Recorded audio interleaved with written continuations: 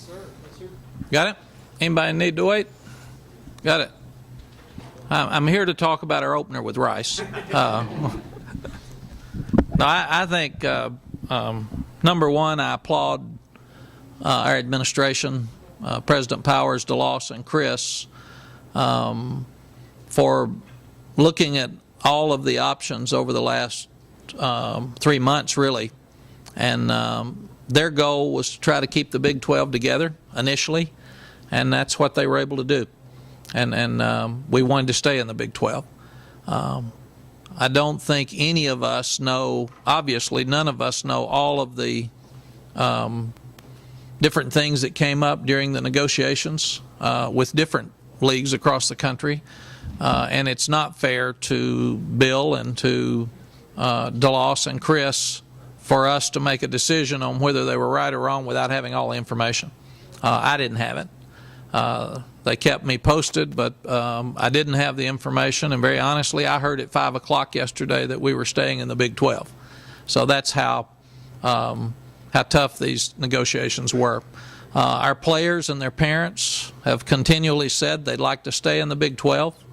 The recruits and parents that we have talked to said they would like for the Big 12 to stay together. Most of the fans that I have talked to that drive or fly to all of our conference games and parents have said that they would rather have us with a regional conference because they can still go to the games. And I'm very, very happy about our players because now the parents can see the games. But I'm also proud of our fans that they fill every stadium with the seats available for Texas fans now in our league, and they'll be able to continue to do that. So my thought was it was best for our student athletes. It was best for our Olympic sports. It's best for our fans. A lot of people got excited about some other games. We can schedule those games still. We've got UCLA and Cal already on our schedule for the future. So I think it's a win-win, and that's without talking about football or the money that's involved, because it was about much more than those two things. Do you feel like a lot of the concerns maybe aside from the money won't be able to be addressed, or will they address with these meetings, like perhaps the conference schedules, more conference games and things of that nature?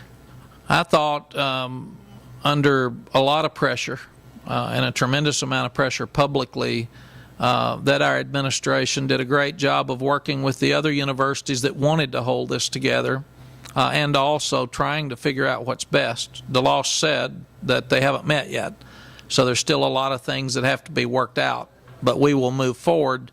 4 times in our 14 years, our team in our league that would have represented us in a national championship got beat in the conference championship game. So obviously 4 of those years it was a negative for us, and I do believe that we've represented the Big 12. I mean, yes, the Big 12 has been represented in the national championship game more than anybody. So our teams have been good.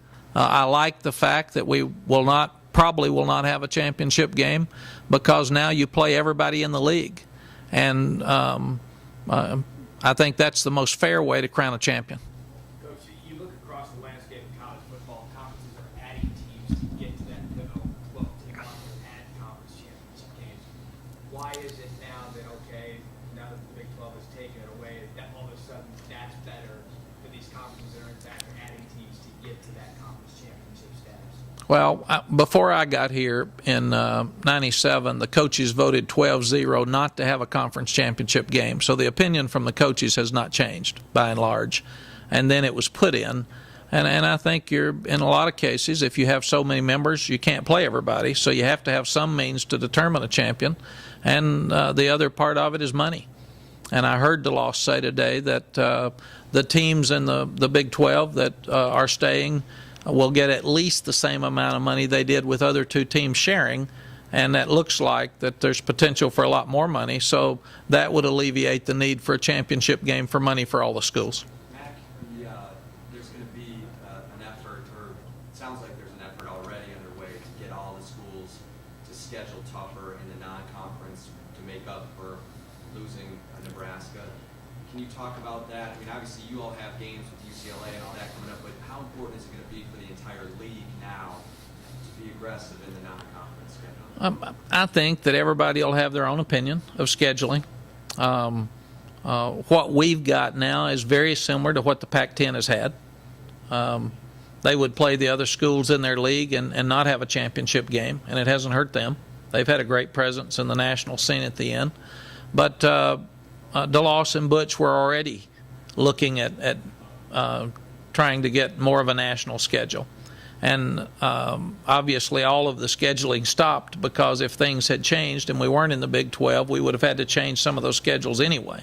But now I think we can probably continue in the same light with the talks that we're having across the country, and Butch and DeLoss will talk to me about those, but they will make those decisions.